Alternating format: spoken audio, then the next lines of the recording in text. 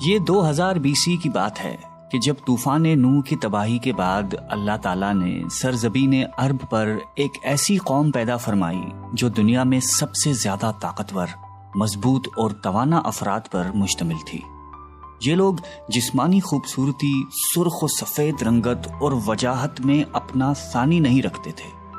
مال و دولت کی فراوانی، شاندار تہذیب و تمدن، شان و شوکت سمیت دنیا کی ہر نعمت اور آسائش انہیں میسر تھی۔ قرآن کریم میں ارشاد باری تعالیٰ ہے کہ ان جیسی کوئی اور قوم اور ملکوں میں پیدا نہیں کی۔ قوم عاد کے متعلق تفصیل سوائے قرآن کریم کے کسی اور مذہبی یا قدیمی تاریخی کتب میں نہیں ملتی۔ اس لیے اس قوم کی حالت کا نقشہ یا قرآن کریم کے ذریعے بن سکتا ہے یا پھر ان اثریات کے ذریعے جو محققین علم آثار نے ان کے بارے میں حاصل کی ہیں۔ مورخین لکھتے ہیں کہ عاد نام کا ایک شخص حضرت نوح کی چوتھی نسل میں ان کے بیٹے سام کی اولاد میں سے تھا۔ چنانچہ اس شخص کی اولاد اور اس کی پوری قوم عاد کے نام سے مشہور ہو گئی۔ وہ اعرابی تھے جو بہت لمبے اور مضبوط ستونوں پر قائم کردہ عالی شان محلات میں رہا کرتے تھے۔ قرآن کریم نے انہیں ارم ذات العماد یعنی ستونوں والے کے نام سے یاد کیا ہے۔ ارم ان کا بہت خوبصورت شہر تھا جس کے آثار 1984 میں خلائی شٹر چیلنجر کی مدد سے دریافت کیے گئے ہیں۔ یہ علاقہ آج کل عمان کا حصہ ہے۔ بحریہ عرب اور بحر احمر کے درمیان عمان، حضرموت، بحرین اور مغربی یمن تک ایک وسیع صحرا ہے جسے صحرائے الحقاف کہتے ہیں۔ یہ دنیا کے عظیم صحراؤں میں سے ایک ہے جس کا رقبہ ایک محتاط اندازے کے مطابق 65 لاکھ مربع میٹر ہے۔ اس صحرا میں سفید اور باریک ریت کے ہزاروں فٹ اونچے پہاڑ نما ٹیلے ہیں جہاں کوئی بھی چیز پھینکی جائے تو منٹوں میں غائب ہو جاتی ہے۔ کسی زمانے میں یہ دنیا کا سرسبز و شاداب علاقہ تھا اور وہاں یہ قوم عاد آباد تھی۔ آج یہ بھیانک صحرا اللہ تعالیٰ کی کھلی نشانیوں میں سے ایک اور اہل زمین کے لیے جائے عبرت ہے۔ قرآن کریم میں ارشاد باری تعالیٰ ہے کہ وہ ارم جو ستونوں والے تھے جن کی مانند کوئی قوم ملکوں میں پیدا نہیں کی گئی۔ بعض مفسرین نے لکھا ہے کہ ارم عاد کے دادا کا نام تھا جیسا کہ ان کے شجرہ نسب میں بیان کیا گیا تھا۔ ڈاکٹر اسرار احمد تحریر فرماتے ہیں کہ عام مورخین کا خیال ہے کہ ارم قوم عاد کے شاہی خاندان کا لقب تھا۔ حالیہ دور میں ایک شہر کے جو زیر زمین آثار دریافت ہوئے ہیں ان سے پتہ چلتا ہے کہ اس شہر کے فصیل پر 30 ستون یا مینار بنائے گئے تھے۔ کہا جاتا ہے کہ یہ شہر شداد نے خصوصی اہتمام کے ساتھ بسایا تھا جو اس قوم کا بہت بڑا بادشاہ تھا۔ قد و قامت اور جسمانی قوت کے لحاظ سے دنیا میں اس کا کوئی ثانی پیدا نہیں ہوا۔ اس طرح اس قوم نے جس معیار اور جس انداز کی تعمیراتیں کی، ایسی تعمیرات اس سے پہلے دنیا میں کبھی کسی قوم نے نہیں کی۔ شاید اسی لیے یہ جگہ شداد کی جنت ارضی کے نام سے تاریخ میں مشہور ہے، تاکہ لوگ آخرت کی جنت کے بدلے اس نقد جنت کو اختیار کر لیں۔ مگر جب یہ عالی شان محلات تیار ہو گئے اور شداد نے اپنے روسائے مملکت کے ساتھ اس میں جانے کا ارادہ کیا تو ان پر اللہ تعالیٰ کا عذاب نازل ہوا اور وہ سب ہلاک ہو گئے اور وہ محلات بھی مسمار ہو گئے۔ اس اعتبار سے اس آیت میں قوم عاد پر آئی ایک خاص عذاب کا ذکر ہوا ہے جو شداد بن عاد اور اس کی بنائی ہوئی جنت پر نازل ہوا۔ ایک اور روایت کے مطابق عاد کے بیٹے شداد نے جب جنت کے نام اور خصوصیات سے متعلق سنا تو اس نے زمین پر ایسی ہی جنت بنانے کا ارادہ کیا اور عدن کے کسی صحرا میں تعمیرات کا کام شروع کر دیا، اور مسلسل 300 برس کی شب و روز کی محنت کے بعد دنیا میں ایک خوبصورت جنت بنا دی جس میں شاندار محلات بھی تھے اور نہریں اور آبشار بھی۔ شداد کی عمر 900 سال ہو چکی تھی۔ ایک دن اس نے قوم عاد کے لوگوں کو جنت کے دیدار کی دعوت دی۔ وقت مقررہ پر وہ اپنے لوگوں کے ساتھ جنت کی جانب روانہ ہوا۔ ابھی شہر ارم کے عالی شان دروازے کے قریب ہی پہنچا تھا کہ رب ذوالجلال کے عذاب نے آ گھیرا۔ یوں شداد اپنی جنت کے ساتھ زمین میں ہی زندہ دفن ہو گیا۔ طوفان نوح کے بعد قوم عاد ہی وہ پہلی قوم تھی جو بتوں کے پجاری بنے۔ علامہ جلال الدین سیوطی اپنی تفسیر میں تحریر کرتے ہیں کہ قوم عاد نہایتی زور آور اور بہادر قوم تھی۔ وہ سب بت پرست تھے۔ مختلف کتب میں ان کے بتوں کے مختلف نام بیان کیے گئے ہیں۔ کچھ نے بتوں کے نام صدا، سمود اور ہرا بتائے ہیں۔ مورخین کی رائے کے مطابق ان کے معبود بھی قوم نوح کی طرح پتھر کے 5 بت یعنی ود، سوا، یغوث، یعوق اور نصر ہی تھے۔ کفر و شرک کے سمندر میں غرق قوم عاد کی بد اعمالیاں جب اپنی انتہا کو پہنچ گئیں تو اللہ تعالیٰ نے انہی کے قوم کے ایک نیک اور صالح بندے کو ان پر پیغمبر بنا کر مبعوث فرمایا۔ حضرت ہود قوم عاد کی سب سے معزز شاخ خلود کے ایک خوبصورت اور وجیح شخص تھے۔ حضرت ہود علیہ السلام نے ان سے کہا کہ بھائیو، ایک اللہ ہی کی عبادت کرو، اس کے سوا کوئی تمہارا معبود نہیں۔ قوم عاد کے سرداروں نے جواب دیا کہ تم ہمیں احمق نظر آتے ہو اور ہماری نظر میں تم جھوٹے ہو۔ حضرت ہود نے کہا کہ میں رب العالمین کا پیغمبر ہوں اور اللہ کا پیغام تم تک پہنچاتا ہوں۔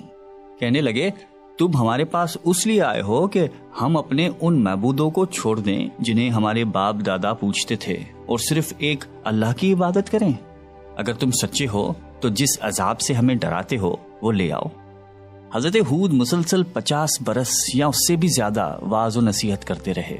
کبھی انہیں اللہ کی عطا کردہ نعمتیں یاد دلاتے تو کبھی عذاب الہی سے ڈراتے، کبھی طوفان نوح کی ہولناکیوں کا ذکر فرماتے، لیکن وہ غرور و تکبر میں اندھے اور بہرے بنے رہے۔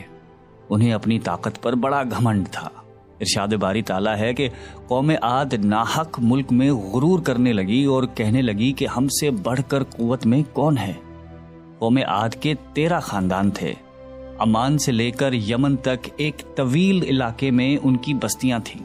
سرسبز و شاداب کھیت و کھلیان، پھلوں پھولوں سے لدے ہوئے باغات، میٹھے پانی کی بل کھاتی نہریں، خوبصورت آبشاریں اور تندرست و توانا قوی، مضبوط اور قداور جسامتیں، انہی سب نعمتوں نے انہیں شدید گھمنڈ میں مبتلا کر رکھا تھا۔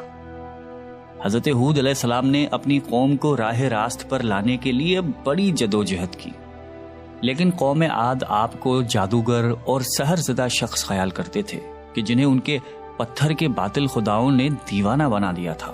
بالآخر وہ لمحہ بھی آ گیا کہ جب حضرت ہود علیہ السلام نے بارگاہ الہی میں دعا فرمائی کہ اے میرے پروردگار، انہوں نے مجھے جھوٹا کہا ہے، اب تو میری مدد کر۔ فرمایا اے نبی، یہ تھوڑے ہی عرصے میں اپنے کیے پر پچھتانے لگیں گے۔ اللہ تعالیٰ نے اپنے نبی کی دعا قبول فرمائی اور قوم عاد پر عذاب کی ابتدا ہوئی۔ بادلوں کے فرشتے کو حکم ملا کہ اب بارش نہ برسائی جائے۔ چشموں کے فرشتوں کو حکم ملا کہ ان کے چشموں اور آبشاروں کو خشک کر دو۔ دیکھتے ہی دیکھتے شادابی ویرانی میں بدل گئی، مویشی مرنے لگے، پھل اناج ناپید ہو گیا۔ پوری قوم خشک سالی کا شکار ہو کر بدحال و پریشان ہو گئی۔ یہ سلسلہ مسلسل 3 سال چلتا رہا۔ نبی سے قوم کی یہ پریشانی دیکھی نہ جاتی تھی۔ مسلسل واعظ و نصیحت کرتے رہتے اور فرماتے کہ اے میری قوم، اپنے پروردگار سے بخشش مانگو، پھر اس کے آگے توبہ کرو، وہ تم پر آسمان سے مینا برسائے گا اور تمہاری طاقت اور قوت میں اضافہ فرمائے گا۔ کہنے لگے ہود، تم ہمارے پاس کوئی دلیل ظاہر نہیں لائے، ہم صرف تمہارے کہنے سے نہ تو اپنے معبودوں کو چھوڑنے والے ہیں اور نہ تم پر ایمان لانے والے ہیں۔ ہم تو یہ سمجھتے ہیں کہ ہمارے کسی معبود نے تمہیں آسیب زدہ کر کے دیوانہ کر دیا ہے۔ اس زمانے میں یہ دستور تھا کہ قوموں کو جب کوئی مشکل آ گھیرتی تو وہ بیت اللہ شریف جا کر اللہ کے آگے آوازاری کرتے اور ان کی مشکل رفع ہو جاتی۔ یعنی کافر قومیں بھی اس حقیقت کو تسلیم کرتی تھیں کہ اس ارض و سما کے مالک ایک لافانی قوت موجود ہے۔ چنانچہ قوم عاد کے 70 سرکردہ افراد مکہ مکرمہ پہنچے، جہاں معاویہ بن بکر کی حکومت تھی۔ معاویہ کی ماں کا تعلق قوم عاد سے تھا۔ معاویہ نے ان کی خوب آؤبھگت کی۔ وہ لوگ 1 ماہ تک وہاں رہے اور بارش کے لیے دعائیں مانگتے رہے۔ دعا کروانے والے سردار کا نام قیل بن عنبر تھا۔ اللہ تعالیٰ نے ان پر 3 رنگوں کے بادل بھیج دیے، سفید، سرخ اور سیاہ۔ پھر آسمان سے ندا آئی کہ ان میں سے ایک کو منتخب کر لو۔ قیل نے سیاہ بادل کو پسند کر لیا کیونکہ وہ خوب بارش برسانے والا تھا۔ پھر ندا آئی کہ تو نے ہلاکت اور تباہی کو پسند کر لیا ہے۔ چنانچہ اللہ تعالیٰ نے سیاہ بادلوں کو قوم عاد کی جانب ہانک دیا، جسے دیکھ کر پوری قوم خوشی کے شادیانے بجانے لگے۔ ارشاد باری تعالیٰ ہے کہ جب انہوں نے اس عذاب کو دیکھا جو بادل کی صورت میں ان کے میدانوں کی طرف آ رہا تھا تو کہنے لگے یہ تو بادل ہے جو ہم پر برس کر رہے گا۔ تو اللہ تعالیٰ نے فرمایا نہیں، بلکہ یہ وہ چیز ہے جس کے لیے تم جلدی کرتے تھے، یعنی آندھی جس میں درد دینے والا عذاب بھرا ہوا ہے۔ یہ ہر چیز کو اپنے پروردگار کے حکم سے تباہ کیے دیتی ہے۔ گنہگار لوگوں کو ہم اسی طرح سزا دیا کرتے ہیں۔ اللہ تعالیٰ نے یہ عذاب 7 رات اور 8 دنوں تک مسلسل جاری رکھا۔ اس آندھی نے کسی جاندار کو زندہ نہیں چھوڑا۔ غاروں، پہاڑوں، گھروں، محلات اور قلعوں کے اندر سب کو فنا کر ڈالا۔ حضرت ابن عمر رضی اللہ تعالیٰ عنہ سے مروی ہے کہ آپ علیہ السلام نے فرمایا کہ وہ آندھی جس کے ذریعے قوم عاد ہلاک ہو گئی تھی، اللہ تعالیٰ نے ان کے اوپر صرف انگوٹھی جتنی جگہ کی مثل ہوا کھولی تھی۔ اللہ تعالیٰ نے اس خوفناک آندھی سے حضرت ہود علیہ السلام اور ان کے ساتھیوں کو محفوظ رکھا۔ ایک مرتبہ حضرت عائشہ صدیقہ رضی اللہ تعالیٰ عنہا نے آپ علیہ السلام سے دریافت کیا کہ یا رسول اللہ، لوگ تو بادل دیکھ کر خوش ہوتے ہیں کہ اب بارش ہوگی، لیکن آپ کے چہرے مبارک پر تشویش کے آثار نظر آتے ہیں۔ آپ علیہ السلام نے فرمایا کہ عائشہ، اس بات کی کیا ضمانت ہے کہ اس بادل میں عذاب نہیں ہوگا، جبکہ قوم عاد ہوا کے عذاب سے ہلاک کر دی گئی تھی۔ اس قوم نے بھی بادل دیکھ کر کہا تھا کہ یہ بادل ہے جو ہم پر بارش برسائے گا۔ پروردگار عالم نے قرآن کریم میں قوموں کی تباہی کے جو واقعات فرمائے ہیں، ان کا اصل مقصد یہی ہے کہ امت مسلمہ ان سے سبق حاصل کرے۔ اللہ نے قوم عاد کو طاقت و قوت، مال و دولت، شان و شوکت سمیت دنیا کی ہر نعمت عطا فرمائی، لیکن جب اس نے نافرمانی کی اور اپنے نبی کی بات ماننے سے بار بار انکار کیا تو اللہ تعالیٰ نے اسے نیست و نابود کر دیا۔ ہم سب کو بھی انفرادی اور اجتماعی طور پر اپنے روزمرہ کے معاملات کا جائزہ لیتے رہنا چاہیے کہ کہیں ہم جان بوجھ کر یا انجانے میں اللہ اور اس کے نبی علیہ السلام کی نافرمانی کے مرتکب تو نہیں ہو رہے۔ آئیے ہم سب دعا کرتے ہیں کہ اللہ تعالی ہم سب کو قلب سلیم عطا فرمائے اور قرآن اور حدیث پہ چلنے کی توفیق عطا فرمائے۔ آمین۔